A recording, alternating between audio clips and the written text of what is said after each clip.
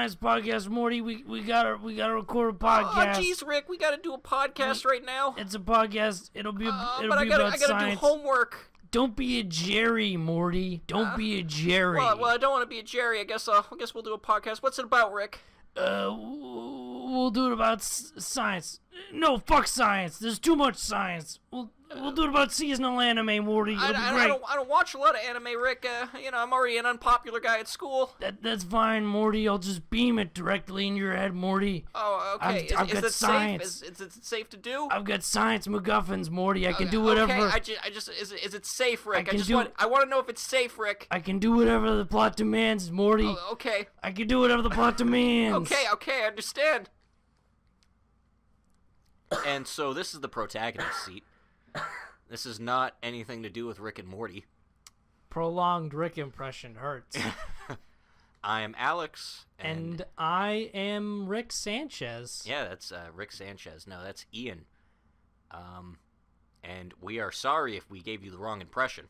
Yeah, it was an elaborate deception. It was a ruse. You were trapped in our spider's web. Our web of lies. Our web of danger. And spiders? Yeah, no, there's no spiders in our web. And because I don't like spiders. I don't like spiders either. Fuck spiders. Yeah, I'm glad none of these shows have spiders in them. It's a good thing that JoJo's Bizarre Adventure Part 5 Gold Experience does not have any spiders in it. No, although it has a meat monster that's kind of like spider-like in movement. It does have a weird meat monster. Notorious Chase. Named Notorious Big. Yeah. I don't even care what the subtitles say, or even the wall. That's a really fucked up, that's a bad translation. Well, it's just like... It's not even, close, though. It's writes things. It's like we can't give this to a Western audience with this kind of shit in it, because then people will be like, oh, blah, blah, blah, blah, blah, I'm dumb. And they don't want that, so they changed all the names. I don't know. I don't know if I like that. I have always hated it. Yeah, I don't like it. I also, especially when you can hear it, it's not like it's or if it's like a huge change. For example, Sticky Fingers to Zipper Man. When you can clearly hear him say Sticky Fingers. Or in part 3, Jay Giles. Yes, Mr. Centerfold. You mean Mr. Centerfold? At least something like Moody Blues to Moody Jazz isn't that big of a change. Yeah. Or I think in part 4 they changed Bad Company to Worse Company. Yeah, they did. It's so goofy. It's...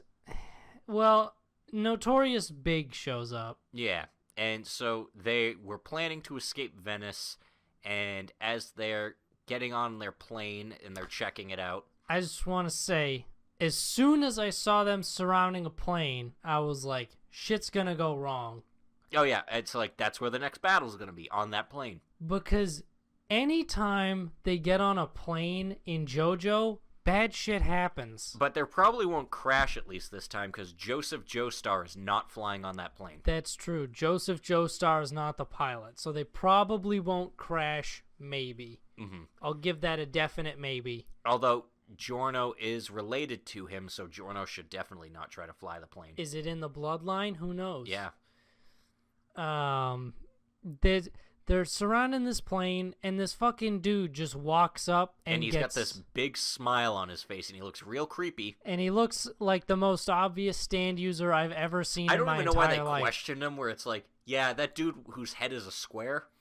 The man's body is a rectangle, and he has pink hair that stands straight up in a square on his head. Yeah, so I would have just shot him right away. I wouldn't have even been like, hey, you, guy with the creepy smile walking towards us. Stay away. Mista shouts at him for a long time.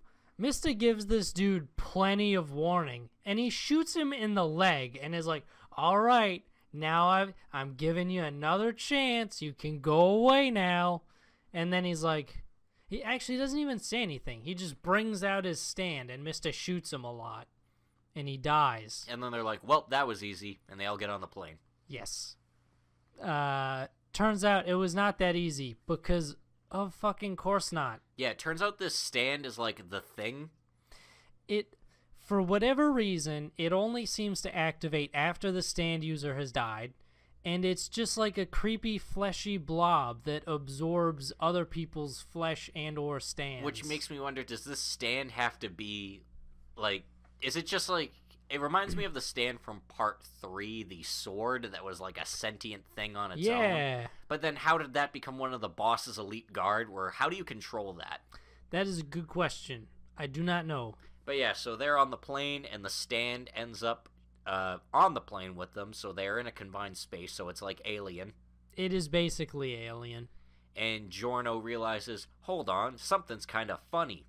And then he mentions it to Mista, and Mista's like, Giorno, what are you freaking out about? It's not like we should actually pay attention to every little thing that happens, because it always ends up being something. Why are you freaking out about that weird buzzing cabinet, Giorno?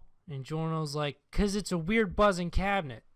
We get attacked by people with weird ghost powers all day long. Narancia got attacked by his soup.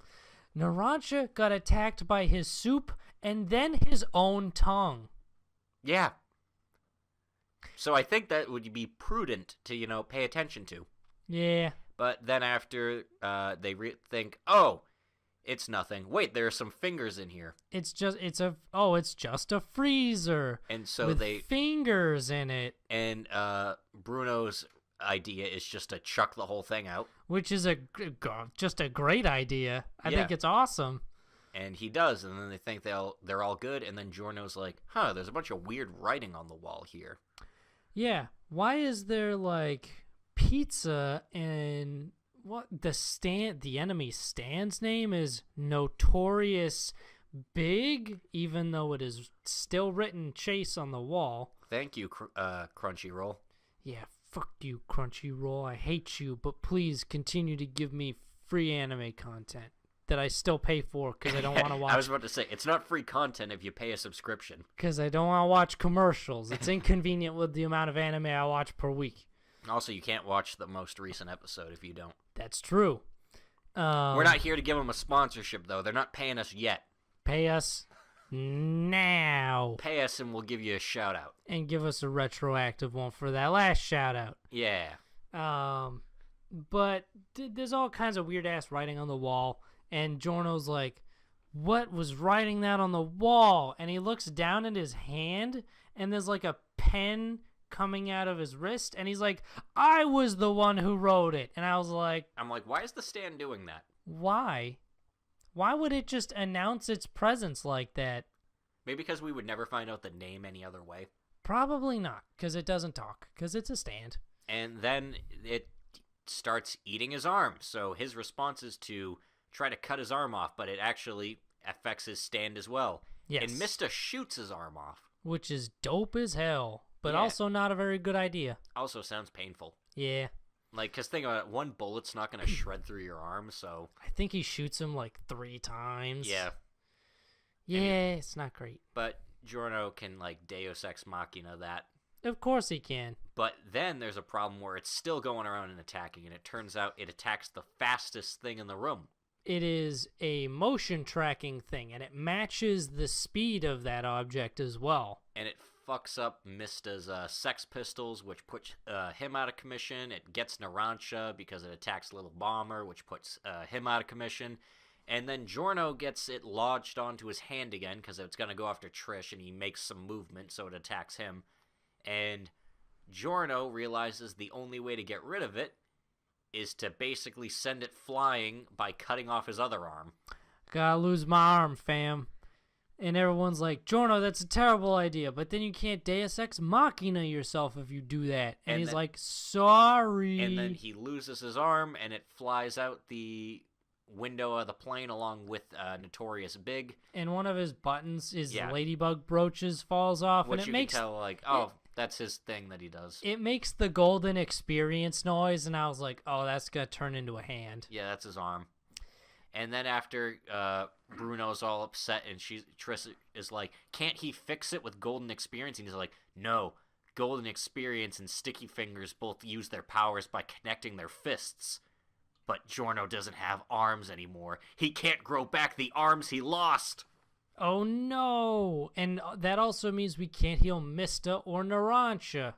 Everything's fucked, and all we've done is go on a plane for like 5 minutes. So they put them all in the turtle, the 3 that are wounded, and he goes to tell Abakio, and Trish is basically like, man, how could all these guys keep risking their lives? I feel so useless.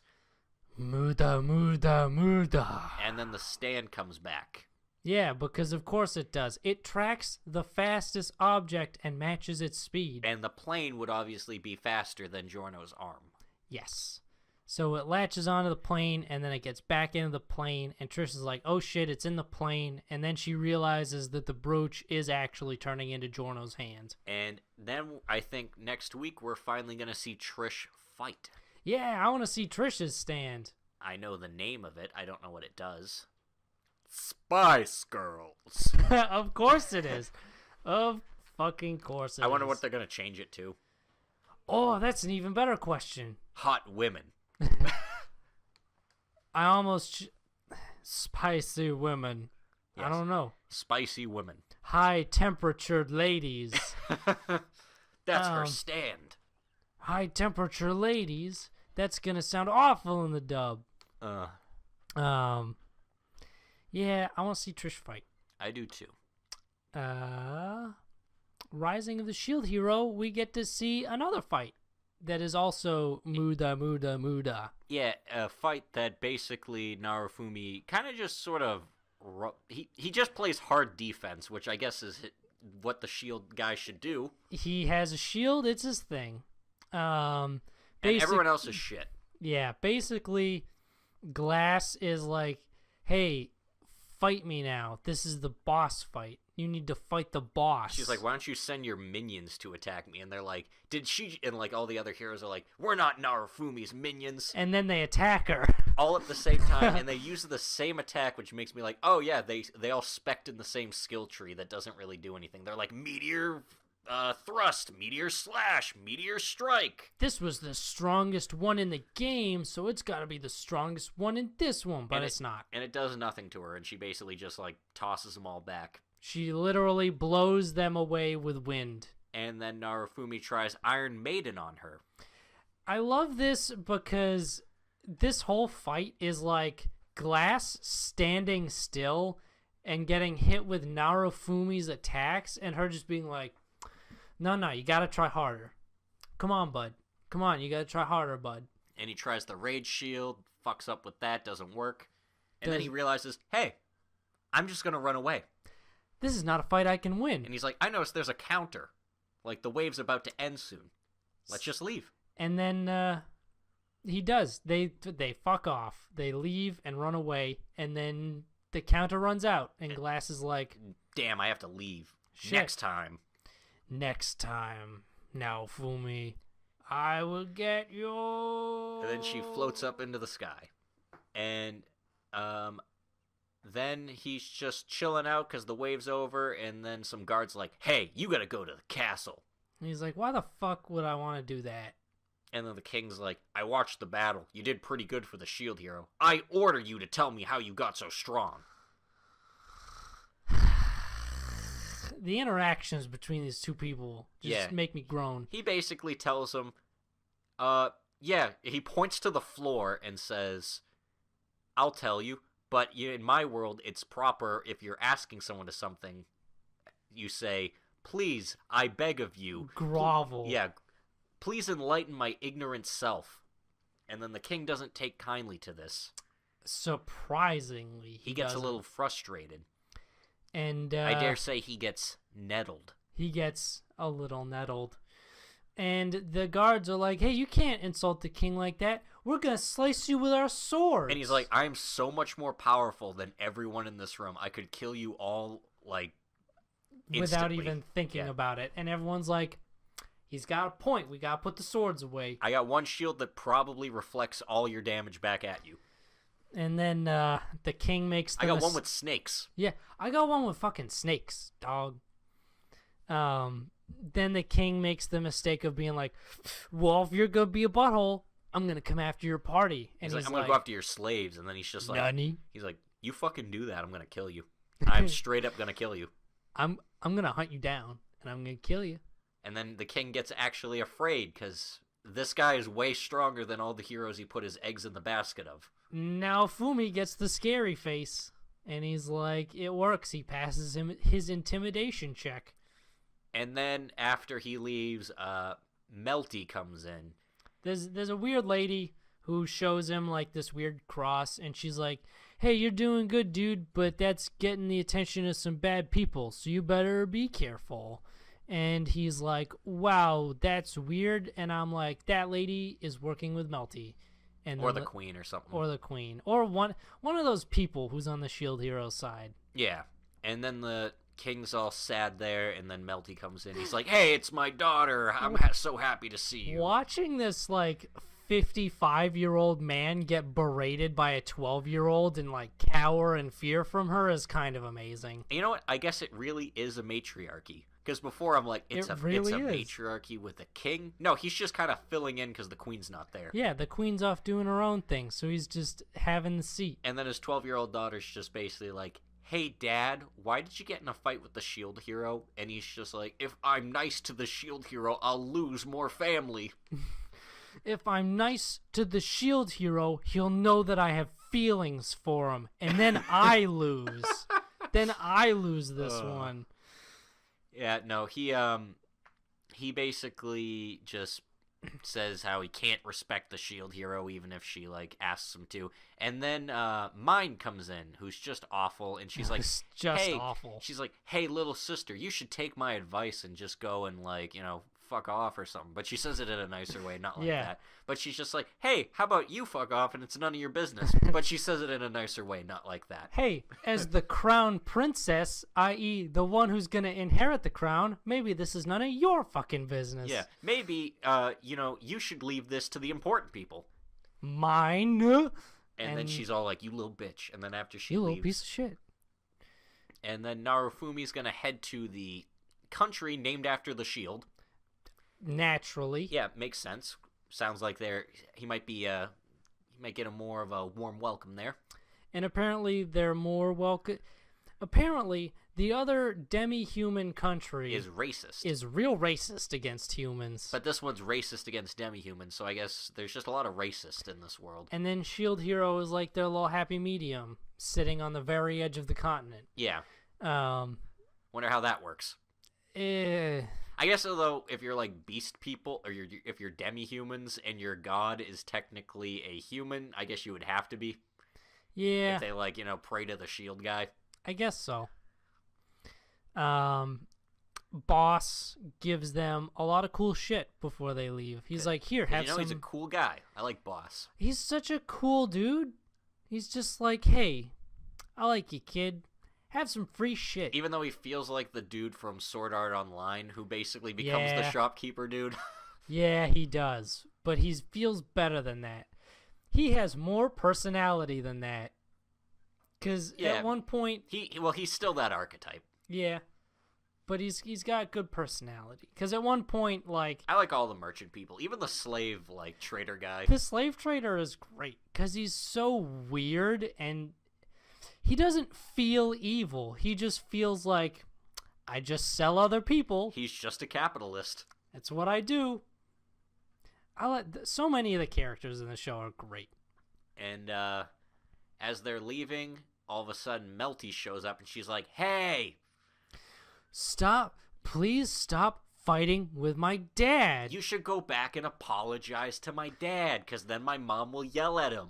And then, can you imagine now Fumi's response? He was like, you're right, kid. I gotta do it. And then he goes back and he apologizes and everyone is great friends. Yeah. No, instead he was more like, oh, your mom will yell at him? Sounds great. Yeah, that sounds awesome to me. I'm never gonna do that. And then she gets mad at him because she's like, why are you both impossible?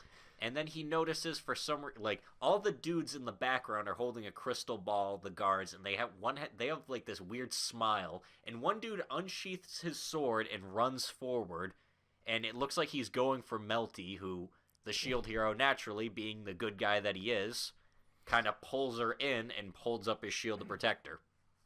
Because now Fumi, I gotta give him props because he's like, hold on, I know this feeling.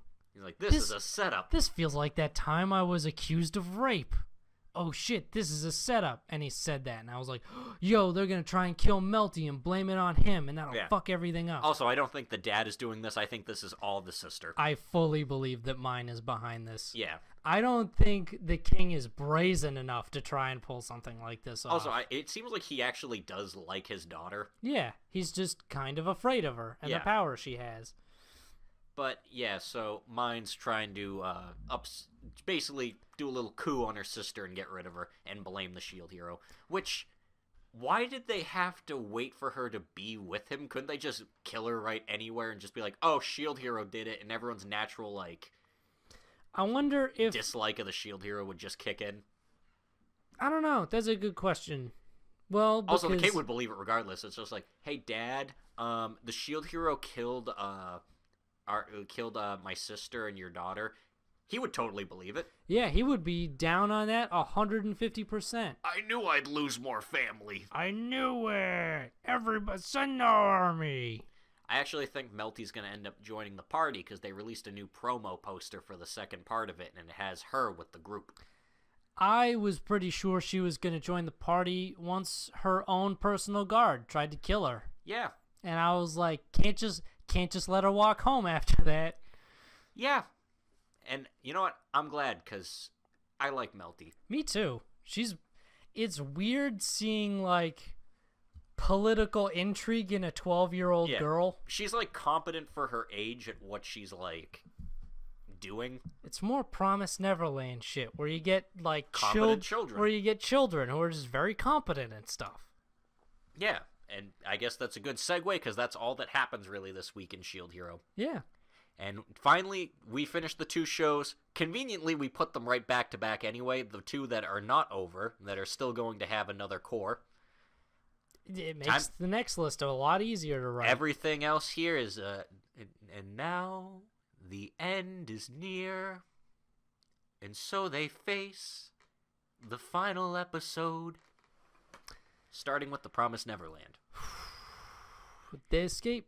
And they escape. Revelations happen. Basically, fucking revelations happen. The episode really, because they really kind of did the escape for like the previous one, so it really isn't about that. This one, I feel like this episode is almost about Isabella. Yes, we delve. While the kids are escaping, they scale up, they run across the roof. First thing, the wall. Last episode ended with Phil going towards right. towards Isabella, and he's like, Mama, and she's like, oh, you're still here, and she's like, where are the other kids? He's like, over here, and you find out, at first you think, oh, Phil's just dumb, or Phil ended up there. Phil's just a dumb kid. Phil's a fucking champ. Phil's a bro. Phil is also playing 4D chess. Where, they end up, it goes back to more of the plan that Don, Gilda, and Emma have been working on. And they were discussing if they should maybe tell the kids under 4. Because on the wall, Ray is like, holy shit, this isn't everybody. What about the younger kids? And she's like, we decided to leave them. And he's like, wait, Emma's saying she decided to leave people? What the fuck? And it explains that they realize... Yeah, it would be hard to, like, tell the younger kids, because first, they probably wouldn't believe it. Could they keep quiet about it? Exactly. And so they bring in Phil. Because Phil is a fucking genius. And she even just straight up says to him, just like, Phil, I'm having trouble with the decision right now. I don't know about, like, if I'm should try to bring everybody who's, like, younger. And Phil actually even says, he's like, yeah, I kind of knew the whole time. Everything was weird. And then he starts crying because he's, like, realizes Norman, Connie, and everybody got shipped out. Yeah. But he even says, he's like, you should go and just leave us. He's like, yeah, we can wait for you guys. Yeah, because... And she's going to basically leave Phil in charge until they can come back. So we've got little genius boy Phil in charge of the that's a really kids. like that's you saying, yeah, you guys escape. We'll stay at the place where they're going to try to eat people on faith that you'll, like, you know, come back. They have time. And you know what? Phil's a smart kid. Worst case scenario, I think Phil could probably organize an escape. I feel like an escape, though, is probably going to be a lot harder after, considering, you know. Yeah. I'm sure the demons aren't too happy about this whole thing. No. Because basically at first they're like, well, we gotta get with the bridge. It's the only way out. Yeah, all the demons go and cover the bridge because they assume that's how they're going to escape. And then later we realize more of Norman's plan. He was like, actually, I found this one place where you can cross. And they actually, and again, it shows that they've been practicing. Like, it looks like they've been playing, but they've actually been practicing their escape with... They built a fucking zip line. Yeah, they tied a rope to a ball and had Dawn get good at chucking it so it would go across and, like, wrap around one of the trees. Dawn just had to get good. And they were just using, like, coat hangers to just zip line across it. And the two younger kids who we see playing with bottle rockets earlier, turns out the bottle rockets are the method to get 2 other zip lines across so they can send kids over faster. Holy shit. And Ray the whole time is just standing there mesmerized. And there's a really nice scene where Norman's actually standing next to him. It's not Norman, but, you know, it's ghost Norman. It's mental mind state Norman. Yeah, and so he has a conversation with Ray almost about, like... You know, it's just a scene where Ray's like, I can't believe you thought of all of this. And he's just like, I didn't. He's like, a lot of it was Emma. Yeah. It's real good. I like the little Ghost Norman segments because it gives a really good insight into the characters' minds without having them just fucking say things. Yeah. And while they're sort of escaping, we cut back to Isabella, who's kind of losing her shit. Yeah, so she's running after them, and you almost get a look at Isabella's past. You see her growing up as a kid. She's got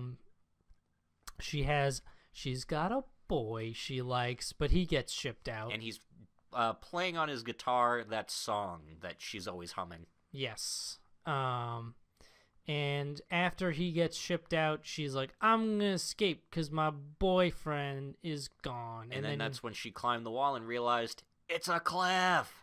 There's a cliff! And that's when the mom of her plant shows up and is like, hey, Isabella, what's going on? Yeah. You don't have to escape. It's a cold, cruel world out there. What of us? What of us? What of us? And she ends up finally getting shipped out and obviously makes the choice that she would become a mom instead of food. Yes. And I guess as a mom, you actually do end up having a child at some point. Makes sense. That's how they add more kids there. Yes. And she's sitting there humming to her baby while she's pregnant. And then after, when she gets assigned to be the mom of the Gracefield plantation, she's going around and she hears the song. And when she hears this humming, she's like, what the fuck? That's the thing. That's the song. And then she sees it's Ray that's humming it. Because we know that for whatever reason, Ray remembers literally everything. Yeah, he has this weird thing where just he has like memories as a fetus. Yeah. And then she realized Ray is her actual son. Big revelations. We learn that Mama Isabella is Ray's actual mama. Yeah. And I was thinking, and I was remembering, and I believe that that same song is actually what Ray was humming when he was in the dining room getting ready to light himself on fire. It's fuck. Yeah, Ray is Isabella's actual son, and she approaches him, and she has like this look of like anguish on her face for a second, because then I think she realized, I gotta ship out my own son someday. Yeah. And he's like, hey, and he even like looks at her because he remembers everything, and I think she knows. Oh, he knows, and he's like, Mom, why did you have me? And she said, for survival. Yeah. Oh. And after she catches up to Emma, because Emma's the last person to go across the zip line, she just kind of looks at her and she just like says goodbye to everything, like the house and the plantation, and then she's like, goodbye, Mama. And then she zip lines across, and it's just quiet, and you just hear them all just dart off into the woods, and all the zip line wires get cut. And Isabella just kind of stands there for a minute. She like undoes her bun, and she's just like, she looks all depressed and like she gave up for a second, and then she just kind of smiles, and she just says to them like, you know, like, please be safe. Yep, you be safe out there, you little shits. And then she comes back and like Phil's like, and everyone knows, and they're like, Mama, and she's like, don't worry, they escaped. Yes, because I think that she could tell that Phil knows. And she brings all the kids' blankets from somewhere that was not on fire. What a well-written villain. What a fucking well-written villain. Isabella's great. Yeah. Man, this show's real good. Because you can see, like, I think she's upset and happy at the end, too, because it's like, hey, her son gets to live. Isabella is like a weird pool of conflicting emotions. Because she's like, if I keep them here, they're safe until they die. Because I think she mentally gave up the idea of escape too. Like, oh, if they try to escape, they'll just get caught and die. But I can make them live a happy, safe life up until that point. Yeah. And I think the fact that they did escape almost showed her, like, yeah, it was possible. I maybe could have tried that at some point, but I didn't. I gave up. And now she can't. I'm curious to see what'll happen. So maybe I'll delve into the manga, even though I know it's not as good. They're getting a season 2 in 2020. It is? Yep. Okay. So I'll just wait. And they run out to the show ends with them running out, and they see the sunrise and this open wilderness in front of them, and they just realize, all right, they're free, they escaped, and it ends right there. This is our first free sunrise. End of show. And we don't know what happens yet, because we don't read the manga. We don't. And maybe we'll wait for a season 2, maybe we will read the manga. Yeah. Who knows? There's plenty of time. There's a lot of time. I've been reading a lot of manga lately to the point where I could just add that to the list. Because you can blow through manga a lot faster than anime. Yeah. Because it's reading his books. It's reading easier. is like your pace too. So if you're like a fast reader, you can just... I could probably blow through all the manga that's ever existed in like a weekend, whatever. It's fine. Whereas with anime, the director decides the pacing. Half an hour is half an hour is half an hour. Yeah, you can't get around that. Kind of like you couldn't get around the end of Kaguya-sama Loves War. Our last episode of this one too. The first half, it's all dramatic, very sad. I'm going to be fully honest. I'm going to bare my soul on the line. I teared up a little bit at this part. Yeah, because, that's all she wanted. She just wanted to go to the fireworks festival, and then her dad ruins it again. Her butler's like, no, fuck you. You'll get lost. Fuck you. I knew things were going to be okay as soon as, her maid was like, she has a plan to get her out. I knew it was going to be okay the whole time. Watching Shirogane get, so into it, I was like, this man... Because she posted on her Twitter, I want to see the fireworks with everybody. It cuts to him on his bike, and he's like, okay. That broke my heart a little bit. I was like, oh my god, that's so fucking... God, that's sad. She has 2 tweets. She has... Her first tweet literally just says, this is my first tweet. And then the next one is... That is sad. I wish I could see the fireworks with my friends. And I was like, this is the loneliest fucking person I've ever seen. I feel so bad. And he basically rushes around to go and find her. Her maid is the ultimate bro because she dresses up as a body double. And then she escapes, gets into a taxi, and everyone splits up to go, find her. Ishigami goes off in his own direction, and it's just... Chika stays in the same place because Ishigami's like, stay here. And she's like, okay. And then just like the quintessential quintuplets, for some reason this is an hour-long fireworks display. It goes super long. Because it goes from her house, getting to the middle of the city, then it ends. And then getting stuck in traffic. And it was going on while she was at home just in her bed sad. Yeah. And I'm like, does Japan just have an excess amount of pyrotechnics that last that long? They have so many? It's ridiculous. Also, that's an hour of fireworks. Think about how noisy that is of just an hour. I could imagine that would probably get painful. How long do fireworks go around here? 10 minutes, if that? Maybe 15 if you've got, a big production. Yeah. But, like, shit, they last forever. Unless they just, like, all right, we're going to launch up 3 fireworks, and we're going to wait. Like, we'll wait 5 minutes between fireworks. 5 minutes. And then we'll light up another 2 or 3, and then we'll wait another 5 minutes. And then she gets there finally, though, because she has to end up getting out of the taxi because there's too much traffic. They'll never make it. She starts to run on her feet. And then she doesn't make it. The second she gets there, you hear on the speakers, like, that concludes the fireworks festival. Please pick up your trash. Pick up your shit. Don't let her. And then she's all sad, crying to herself under the stairs about... She goes off into some alley to cry under the stairs. And how, like, nothing worked out for her, and that all she wanted to do was see the fireworks with everyone. And then our boy shows up, and he's like, okay. You want to see the fireworks? I'll make that happen. And I was like, my boy. And then he got the same cab driver. Who... I am going to say is one of the ramen kings. Yeah. He is one of the 4 ramen kings, which is why he is the coolest cab driver ever. And they realize there's a fireworks display in another town that goes on a little bit longer.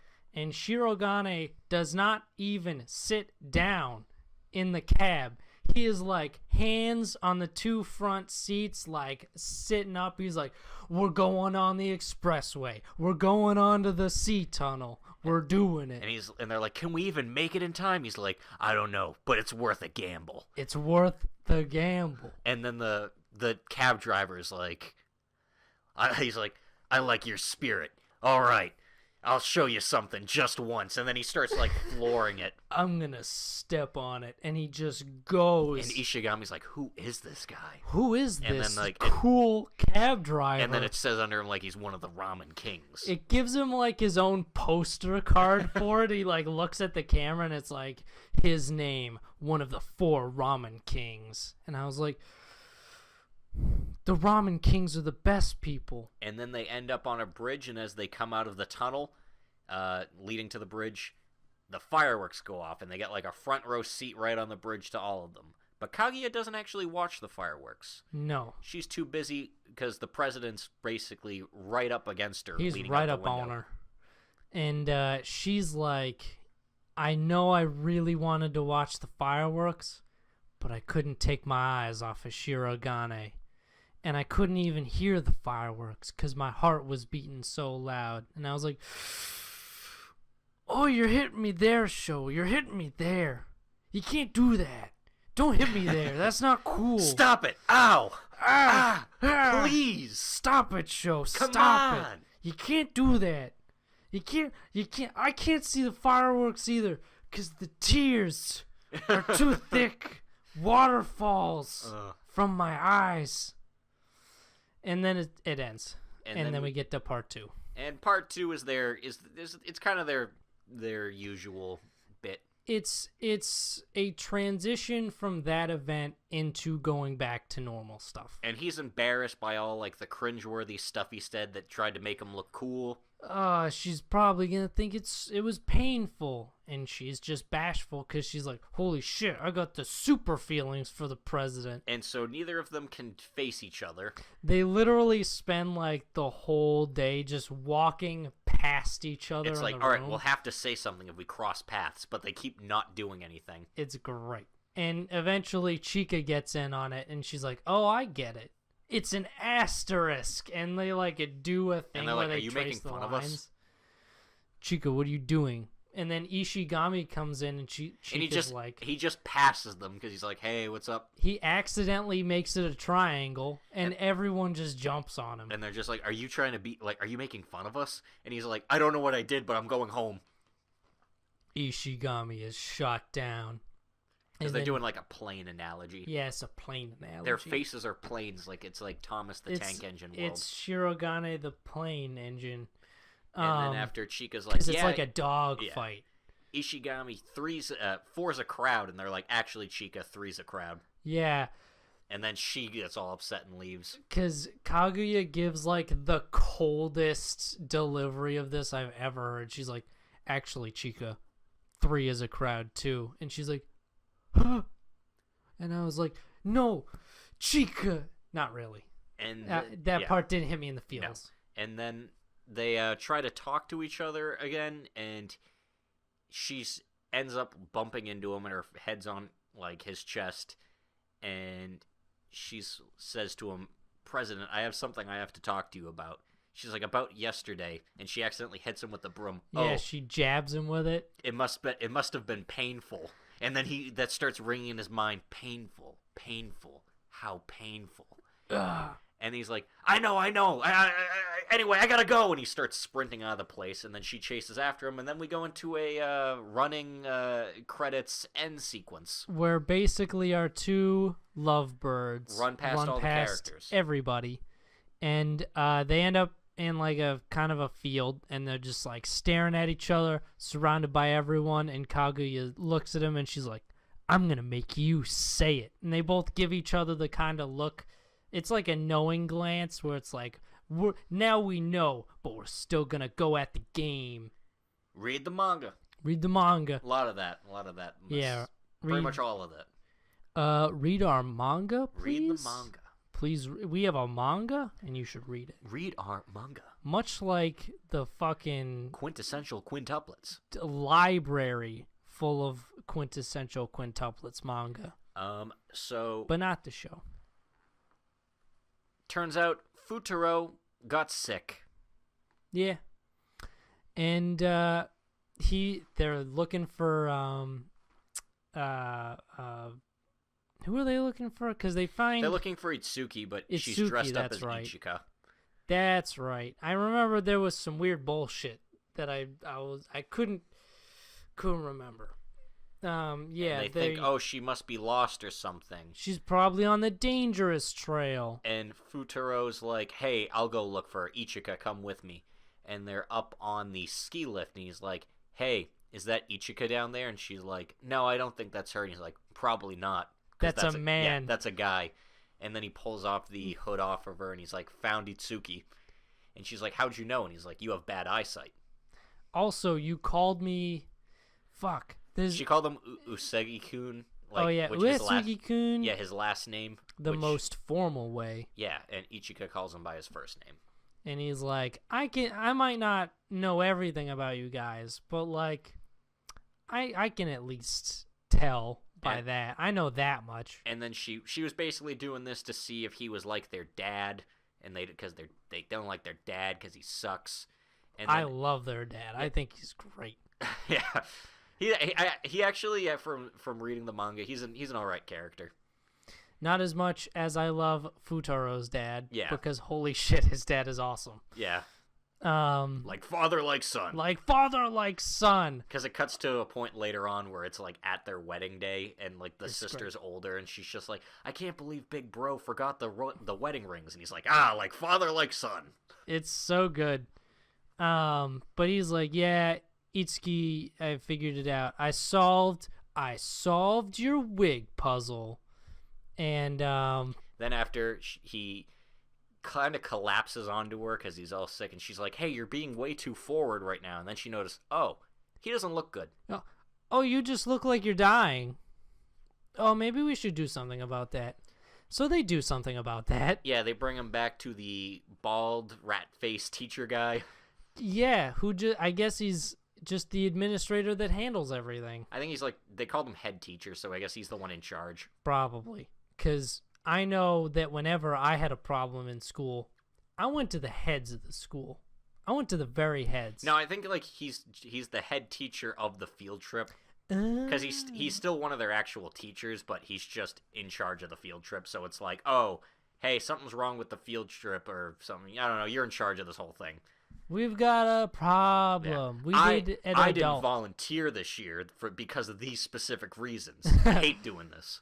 Yeah, they take him to head teacher, and head teacher is like, he's sick as fuck. We need to let him sleep so you guys get out of here. And then we're like, we'll like look over him or hang out with them and stuff. And he's like, no, fuck off, go away. Yeah, that's a terrible idea. Fuck off and go away. He probably doesn't want you to look over him because he's sick. And then they all have their basic moments where they're sitting around realizing they want to go see him, basically. Everyone's like, holy shit, we ruined his trip because we made him sick. Yeah, because there's like this scene where Itsuki goes and sees Yotsuba looking through his journal, and she's all upset because she's like, look at it. He has little markers and everything. He was so excited for this, and we kind of ruined it for him. And we fucked it up.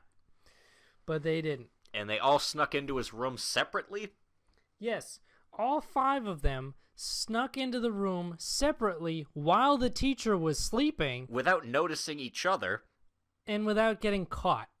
They have max stealth. This is some Metal Gear level shit. Either that or this dude sleeps like a brick and he sleeps forever. And then they all go, Itsuki is the one we see first, and she goes to turn on the light, and they all went at the same time, and their hands are all touching the light switch. Yeah. Because of course they are. And it cuts to that stupid thing about whoever you dance with ends up being the person that you're going to marry at the bonfire or whatever.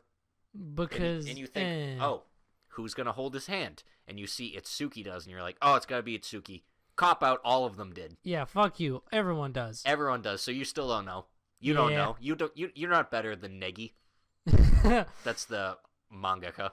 Of course. You're not better than Negi. Negi knows better than you. Of course. You can't pull a fast one on Negi. He's the ruse master. He is playing probably 17D levels of chess with this. This dude... This guy knows the ending, though. He just basically puts a bunch of red herrings in moments where it's like, hey, you think this is going to tell you about something? I put all of them in there. I made it so vague that you could attribute it to any of them. Fuck you! Fuck you, I am Negi! And that's probably not what he sounds like, but fuck you, I am Negi! That's what Futuro says, because they're all basically talking about it like, I guess we all came into his room for separate reasons, and then he wakes up and he's like, get out. Shut the fuck up and get out of my room. I'm sick and I'm trying to sleep. Go away. And everyone's like, oh, Futuro's mad. And I was like, that's a good reason to be mad. Yeah. I would be mad. I'd be like, hey. You girls are kind of selfish. Get the fuck out of my room. I'm trying to sleep. I'm sick. I want to nap. Get out of here. You woke me up when I wasn't feeling good. And they also realized it was he probably caught it from his sister. Yeah, not Ichika, because Ichika wasn't as sick. Yes, he probably caught it from his sister and then gave it to Ichika. And then we do like a future marriage thing. But again, it's meant to be vague, so you don't know. Yeah, because that's how it just goes. Because that's the series. Read the manga. That's how it ends. Exactly. You want to know how it advances? Read the manga. Speaking of read the manga, domestic girlfriend. Read the fucking manga. that sums up the whole last episode. No, Hina, because in the previous one, the photography club is like ace detectives, and they cracked that shit. Actually, it was the teacher, the principal brings it up because he's like, we hired a professional photographer to get photos for the yearbook. And another teacher noticed this in the background. And I was like, all right, that kind of does explain why he's shooting with like a super max, like wide lens DSLR. And then she basically bows in front of them and says that she's sorry, she's done something terrible. And they agree that if she transfers schools, they'll keep it quiet. Yes. And then Natsuo is all freaked out because he's just... What? Why is this happening? And then she breaks all contact with him, and then he goes to her apartment. She leaves that. He's super depressed, and he doesn't want to do anything. He goes, like, full-on jelly, like, literally just doing nothing in his bed. And Rui goes to... Which I feel like best friend guy has become Rui's best friend to the point where I see her with him more than I see Natsuo with him. Yeah, that's true. But... he's the best friend. Yeah. And so they're trying to help her, like, basically get him back on his feet. And since he's all depressed and doesn't want to do anything, he just kind of gives up. And he actually gets called out by Yakuza boss guy. Yeah. Gay Yakuza boss guy. It's amazing.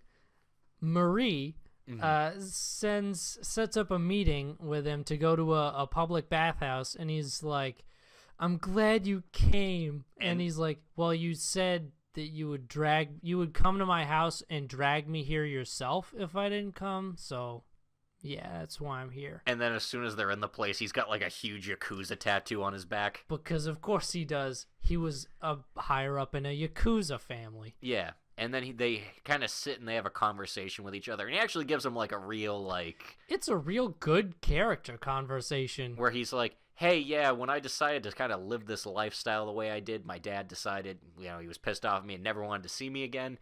And I couldn't even go to his funeral, and I found out he just died recently. So, yeah, there's a lot in life you can't change, and you just kind of have to make it part of you. You shoulder that, you make it part of you, and you move on. And I'm like, wow, this is pretty deep coming from a joke character. Yeah, coming from the comic relief character, this is a very surprisingly insightful speech.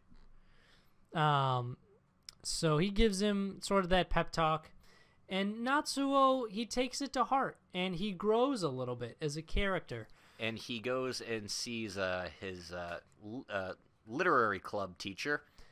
Because of course he does. And he tells him, hey, instead of writing a bunch of short stories, can I just write you one really big one? Because I kind of need to write this story. And the response is, fucking whatever, do what you gotta do, kid. That's on you. All right, sure. And he spends the whole time writing, and Rui actually... He spends, like, days writing, and much to the chagrin of his parents and Rui, who are like, you doing okay there, bud? I think the parents found out about it, too, because they were just like, yeah. who would think Hina and Natsuo? Yeah, and that's real awkward. That's real awkward. But at one point, Rui goes in and she's like, how you doing, bud? You doing okay there, bud? I brought you some snacks. I brought you some midnight snacks. And he's like, thanks, sis. He actually has them. I will eat these snacks as I write. And he gives his finished manuscript to the teacher guy. Actually, they go to a festival first, and he's like, yeah, I'm actually going to stop by. I think it's Kiara-sensei. Yeah. He's like, I'm going to stop by Kiara-sensei's house and drop off my manuscript. It's a deceptive festival episode because he meets everyone at a festival, and then he's like, and then they're all like, hey, this off.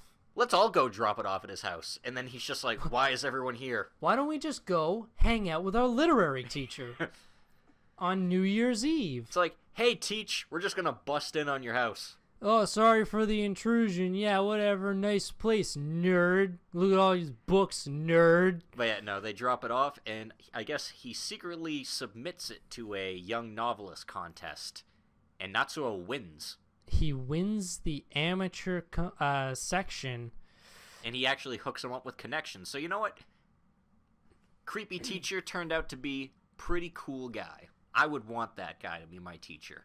Creepy teacher was pretty cool teacher the whole time. He was red herring, although he's probably still kind of creepy. Yeah, and you can tell he even talked to Hina about the whole thing because he was like, hey, I'm not judging you or anything. It's just because, I'm friends with your teacher who you dated. Yeah, it's kind of weird how that shit works out, right? Also, I'm pretty sure one of my literary club students has the hots for me because, That's still an unresolved plot thread that just lingers in the background. I think all the plot threads are unresolved in this show. Yeah, nothing has been resolved on episode 12. Because it pretty much ends with Rui basically deciding she's not going to hold back anymore and she's going to try to go for him. And he's going to still work to be a novelist. He wants to be a novelist. And Hina's in another town. It's gonna keep going. Yeah, because Rui's like, the first time we fucked, it was different. It was soulless. Now there'd be feeling in it. And I'm like, this man is your brother. I want to put that forth there. I think everyone's well past that point. Yeah. He's banged both his stepsisters. Yeah. Both of them. Yeah. Imagine when the parents find out about the second one. Actually, that was what I was thinking. Like, oh man, if one of their parents walked in right now, they'd be in for a real bad surprise. Because holy shit. You just can't stop yourself. Natsuo, stop. We're getting a divorce again. This remarriage was a mistake. I feel bad for his parents They because, ju- like, I also feel like divorce is their like run to for like any problem. yeah, Like, oh, the kids are fighting. Divorce.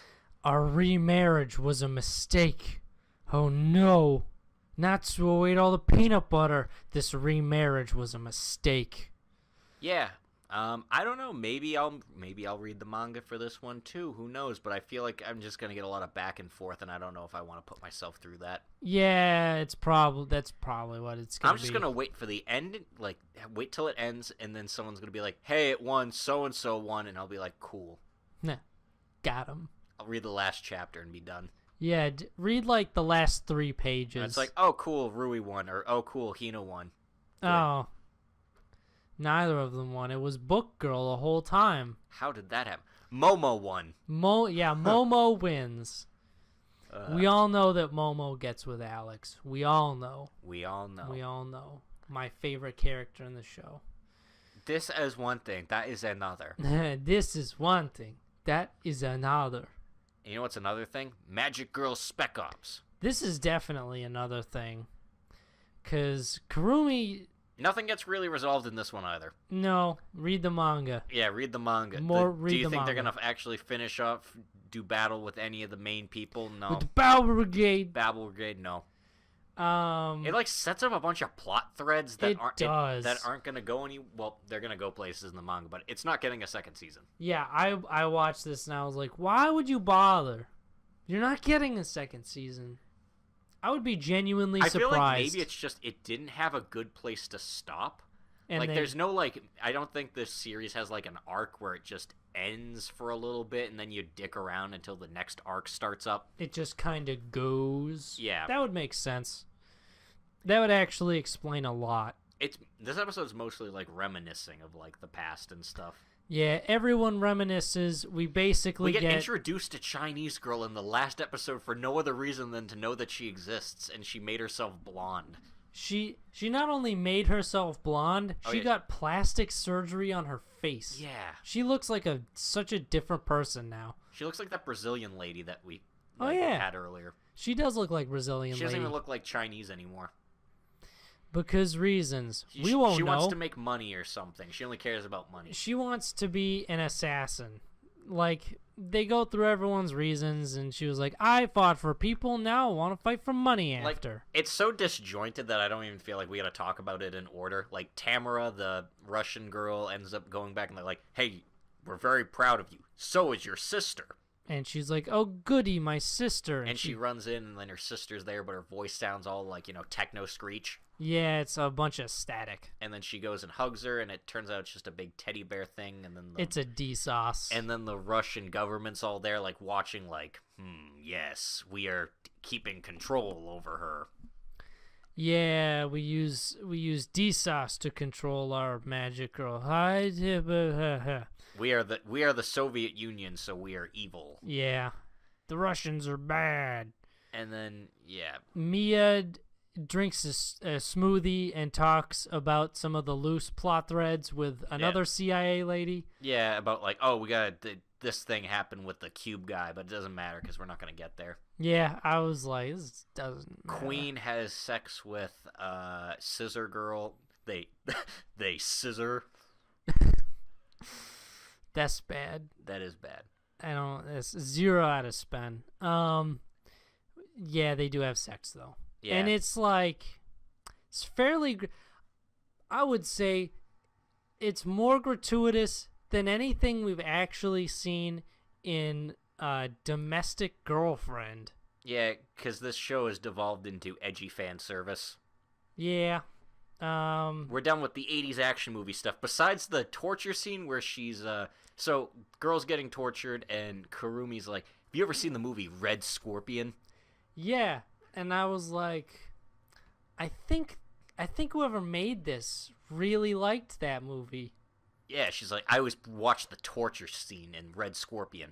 I think that's a little bit of a writer's self-insert right there. Yeah, I think that's that writer's favorite 80s action film. Yeah, wouldn't surprise me. Does that star the guy from, who played Drago in Rocky? Oh, the Russian. Yeah, because the movie's about a KGB agent, I know.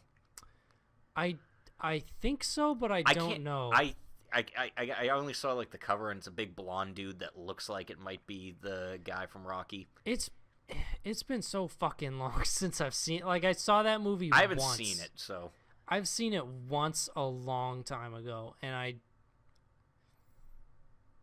I mean, I think I enjoyed it. I'm pretty sure I did. Damn. This person did. This person fucking definitely did. This person did. This person liked it enough to reference it.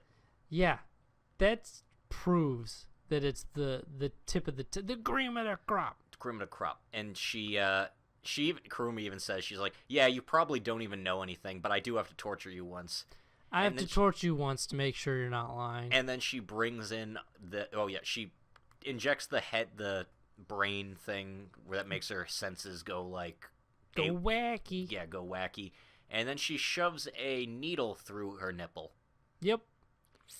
And then after she tortures her some, she brings in the previous girl that she tortured on a leash. As she's like, hey, I brought in a dog. And it's the girl. And I was like, I don't like where this is going. Stop. Yeah. This is weird. And she tortures them both to the point where they're now magic girls that are helping the government. I'm going to torture you and then put a collar on you so that if you even think about betraying us, you'll be doubled over in excruciating pain.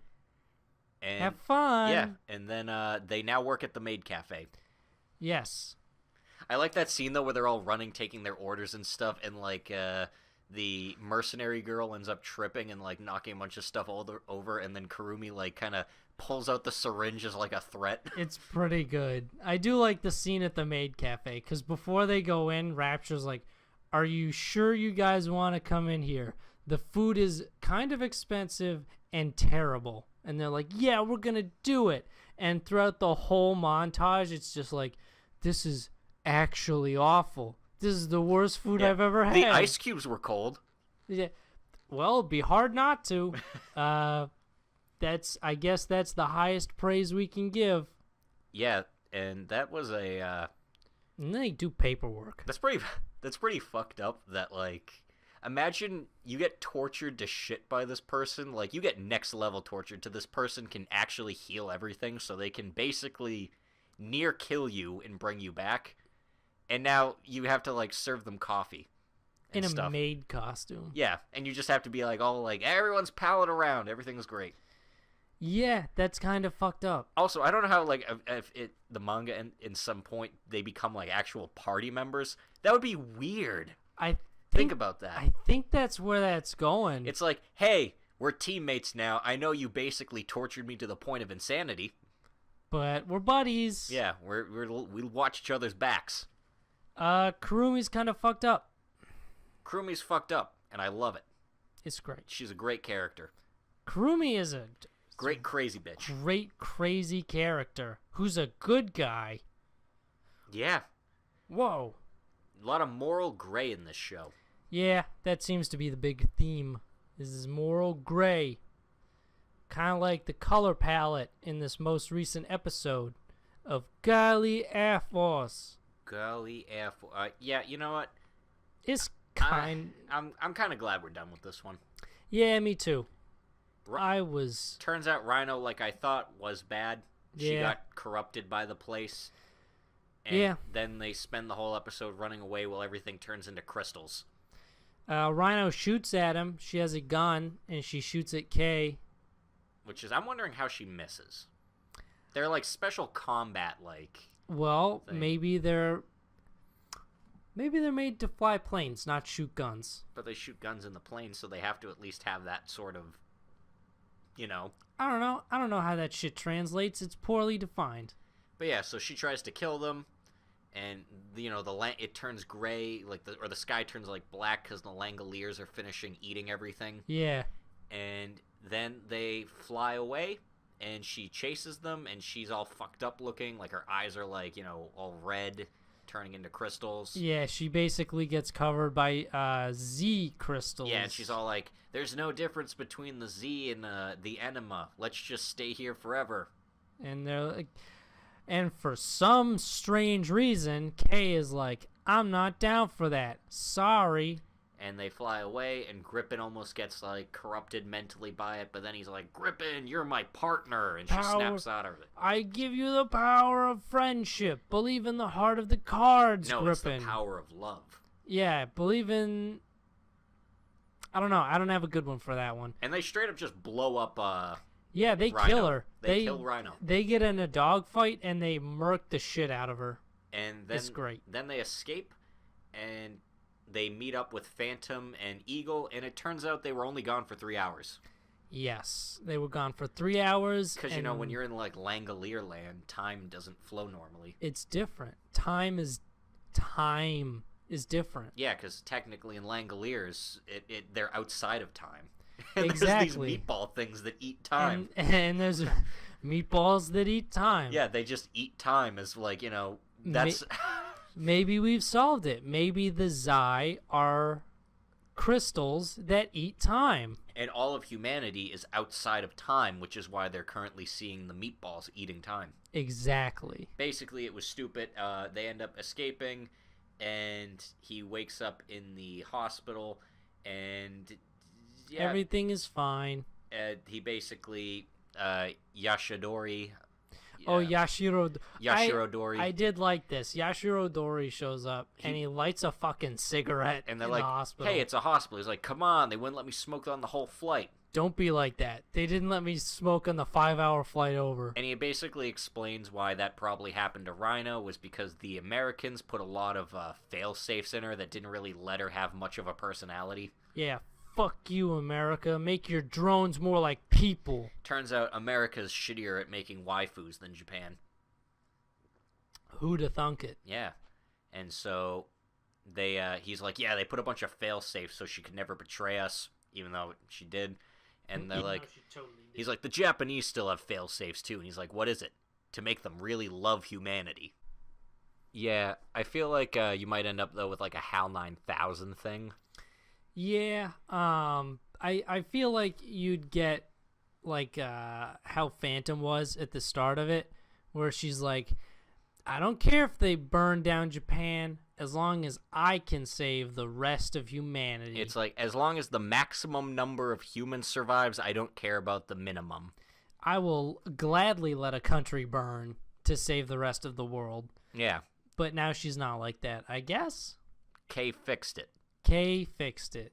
And yep, that was Girly Air Force. He and Grippin are outside, and they're like, we're gonna fly more together and read the source material. Read the manga. I think it's a light novel. Oh, read the light novel. And then a plane flies overhead. And that's the end of that. And then it's done. I watched the outro, or the ED, for the last time. And I was like, it's alright. Yeah, it's okay. I feel like the EDs aren't super strong. It's a contender.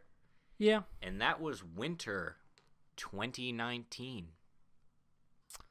That's all we got. What'd you think of Winter 2019? I think overall we had some good shows. I think it was really solid. Yeah, this was a good season. I think everything was good. We only dropped one show. We dropped one show. And we're watching another. We were already watching JoJo, but we're watching another one, Shield Hero, into the next season. We picked up a 2-core. And there was even good shit we didn't watch. Yeah. I watched Dororo on Amazon. That was actually pretty good. It's a shame that their interface is absolute garbage. Yeah, Amazon needs to fix that shit. Fix that shit. Cause Dororo was pretty good, but like I don't want to recommend anyone anything on Amazon. Because the interface is garbage. I don't want to put someone through that. Yeah, and we definitely wouldn't recommend anyone pirate anything. No, never pirate. Yeah, don't do that. Only go through legal channels. Pirating is bad, and that would be so bad if you pirated something that was on a platform that you didn't like. If you pirate, you can go to hell. You're a bad person. Don't be a fucking pirate. Arg. If you pirate, I won't say nothing about it here. Don't be. We're gonna turn a blind eye. We already have a blind eye because one of them got poked out. Don't you get that fucking peg leg out of my face, and you don't pirate. Alright, let me clear me computer then, because I have all me booty on here. Let me wipe me pirate booty. I've got all the seasons of all the latest anime. I got a terabyte hard drive full of anime. You actually do. I do. Man, I'm glad that Shield Hero is sticking around because I love the shit out of the show. I'm a little bummed to not be watching Kaguya or Promise Neverland anymore. I'm actually okay with Kaguya ending because I feel like the bits could only go on so long. That's true. Like, I feel like, what are we going to jump into next week of just... Both of them want to say something, but they need to get the other to say it, so they do a weird, wacky game, and then Shika messes everything up, and Ishigami goes home and cries. If any other of the... I will say, if any of the other shows were two core besides Shield Hero, I would suggest that we drop the second half for spring. Yeah, I don't think I could do another season of quintessential quintuplets, because as an adaptation, it's really not that great. Same with Domestic Girlfriend. Magic Girl Spec Ops I would have kept if it had more, just because, you know, I feel like we just stopped right as things were really happening with the Babel Brigade. That's true. Babel Brigade. Girly Air Force, I'd be like, no, yeah, we're not. I'd Girly be Air happy. Force, if I saw that, like, I would have stopped us at like episode like 5. Yeah, I would have been okay with that. I would have been like, hey, let's just drop this one. We're not gonna watch 2 cores of this. Yeah, that'd be way too much. But they were smart. They were like, hey, People are not going to want to watch 24 episodes of this. Just give them 12. That's too much.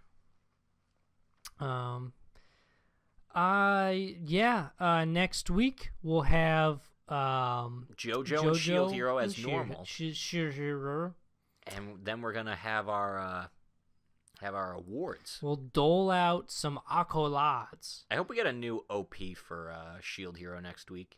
Me too. And a new ED, because, you know, Young Raftalia feels like such like a long time ago thing now.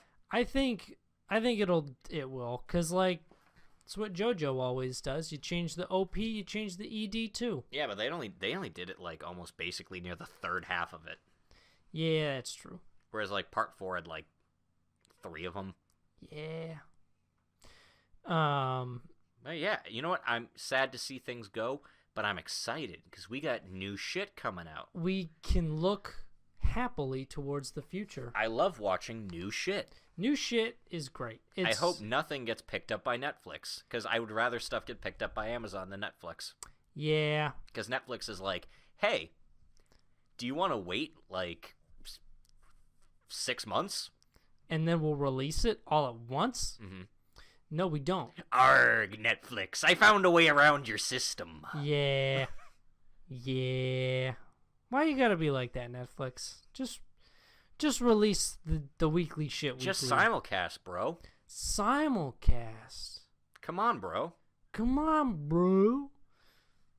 But I believe that's all we got for you this week. Yeah. If you enjoyed, feel free to hit the subscribe button. Give the video a like. Ring that bell. Ring that bell. Leave a comment. Yeah. Tell us what anime you would eat for lunch. Yeah. What anime would you eat for lunch? Are you a crunchy Magic Girl Spec Ops nails in a bowl without any milk? Or are you an esoteric cloud that is JoJo that just kind of doesn't really have like a distinct flavor? Or are you the Price of Smiles, where you look really appetizing and then the second you take a bite it's just disappointing? Yeah, it's not nearly as good as it looks. Yeah. Oh, and yeah, I forget if I already forget if I mentioned our Twitter. No, we did not. Okay. Or you did not. Check out our Twitter at Protagonist Seat, because we also update there when we have new episodes.